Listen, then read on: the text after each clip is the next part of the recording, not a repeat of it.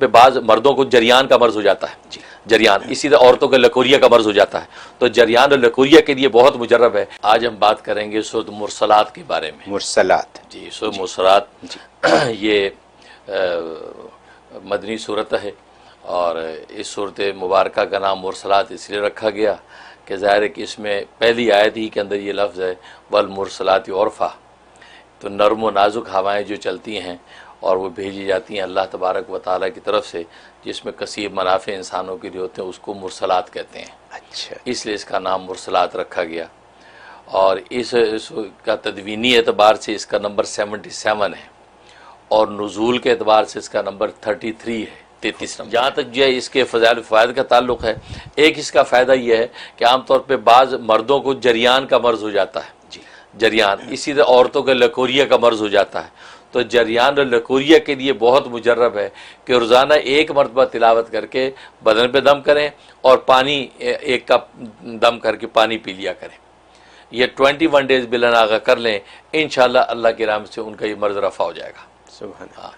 اور دوسرا ایک فائدہ یہ ہے کہ اگر کوئی مسافر سفر میں گیا ہوا ہے اور جو گھر والے بے چین ہے کہ یار پتہ نہیں خیریت سے آتا ہے کہ نہیں آتا، تو اس کے آنے تک روزانہ ایک مرتبہ اس کی تلاوت کرتے رہیں تو انشاءاللہ خیریت سے گھر آ جائے گا۔ وہ مہینے میں یا ہفتے میں یا جو بھی کام کرنے گیا ہے کامیاب بھی ہوگا اور خیریت سے گھر پہنچ جائے گا۔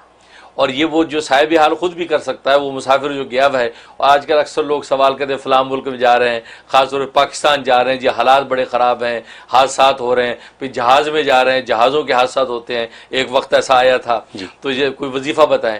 تو یہ سورۃ مرسلات میں زبردست تاثیر ہے کہ روزانہ ایک مرتبہ سورۃ مرسلات تلاوت کر کے اللہ سے خیر و عافیت کی دعا کرتے رہیں تو انشاءاللہ وہ مسافر پورے کام کاج نمٹا کے کامیاب ہو کر گھر واپس لوٹتا ہے۔ سبحان اللہ۔ تو یہ اس کے اندر نفع موجود ہے۔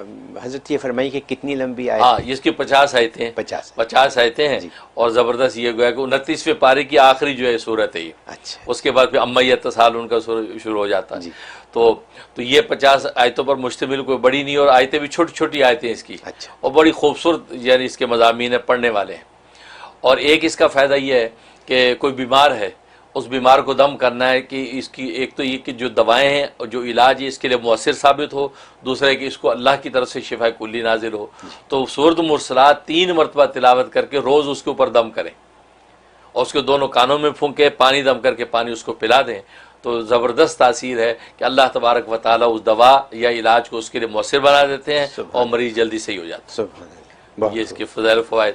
اور جہاں تک خواب میں تعبیر کا تعلق ہے تو لکھا ہے کہ اس کا مطلب یہ ہے کہ یہ شخص جو ہے توبہ طائب ہوگا، جو چھوٹی موٹی لغزشیں اس سے ہو رہی ہیں اس سے توبہ کی اس کو توفیق نصیب ہوگی، اور یہ توبہ طائب ہو کر متقین کے اندر شامل ہو جائے گا۔ ایک مطلب یہ، اور دوسرا مطلب یہ ہے کہ یہ جو ہے وہ امن، خوف سے امن حاصل کرے گا۔ اگر اس پہ کوئی خوف ہے، مالی تنگی کا خوف ہے، یا کسی دشمن سے جان کا خوف ہے، کسی بھی نوعیت کو خوف اس کے اوپر اگر طاری ہے تو اللہ تبارک و تعالیٰ اس کو خوف سے نکال کر امن اور سلامتی عطا کر دیں گے۔ یہ اس کا مطلب ہے۔